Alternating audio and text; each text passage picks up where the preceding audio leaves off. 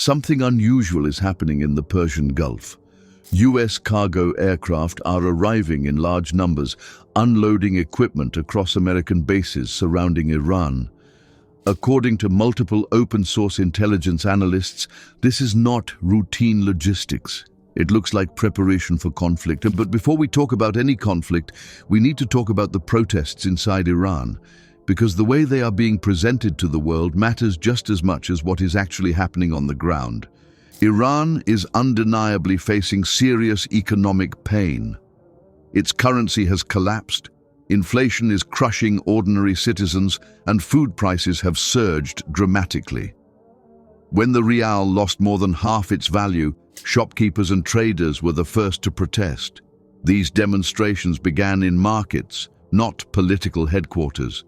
They were rooted in survival, not ideology. This part is important to understand. Those early protests were legitimate. Even Iranian authorities acknowledged the economic distress. But what followed afterward was something very different. As the protests continued, violence escalated in ways that no ordinary citizen movement can easily explain.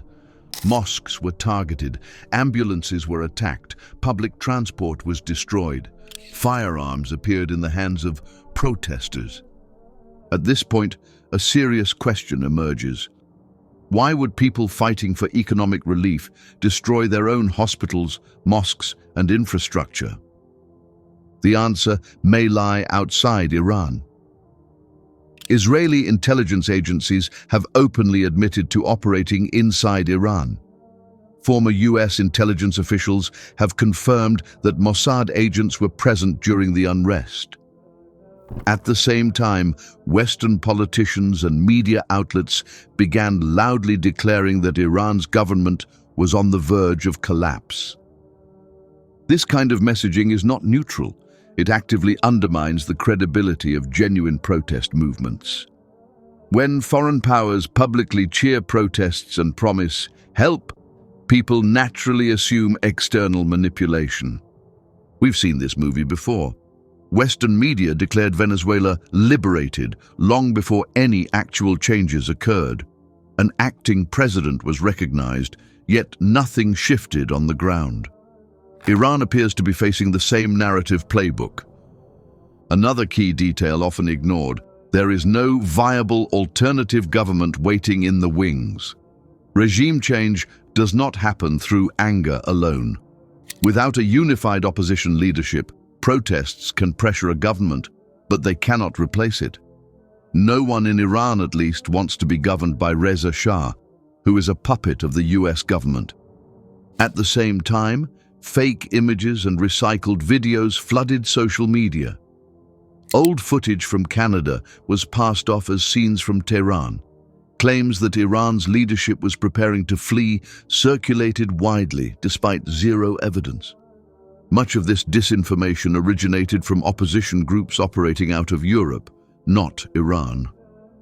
When Iranian authorities shut down the internet, something revealing happened. The chaos largely stopped. While the Western media tried to show that the reason behind this is that the Iranian regime wants to brutally crack down on protesters and they don't want the world to see it, which was, of course, another false narrative. Without social media coordination, violent actors could no longer organize. Even more telling was the discovery that tens of thousands of Starlink terminals had been quietly sent into Iran in advance by Russian authorities. This is because only Russian authorities knew how to jam Starlink connections. They themselves had used these jammers over the course of the Ukraine war. Meanwhile, pro-government rallies involving hundreds of thousands of Iranians were almost entirely ignored by Western media. A pro-government rally took place, and it was massive. Western media labeled that rally as being anti-regime instead of pro-one. This is how lies are being fed to everyone's mind. Also, there is another question that everyone should ask themselves. Why are protests in Iran treated as global emergencies, while massive protests in Israel itself are barely mentioned? Protests are not only taking place in Israel today as we speak. They are taking place in different parts of the world, be it France or even the US. But protests in Iran are being seen as the world having never seen such a protest ever. Former CIA analysts now confirm that US military movements around Iran resemble pre-conflict positioning. Air defense systems are being deployed, bases are being reinforced. Iran, anticipating conflict, has upgraded its own defenses and refined tactics designed to overwhelm American systems before launching heavier strikes. If conflict breaks out, it will not look like previous clashes. Iran will not only target Israel, it will target US bases across the region, as it has already made clear. This is why the failed regime change attempt matters. When covert pressure does not work, overt force becomes the next option. So where does this leave Iran? Economically strained, yes. Politically pressured, yes. But internally fractured? The evidence suggests otherwise. Even Israeli analysts admit there are no major cracks within Iran's leadership or military. The protests expressed real pain, but the attempt to turn that pain into collapse has failed.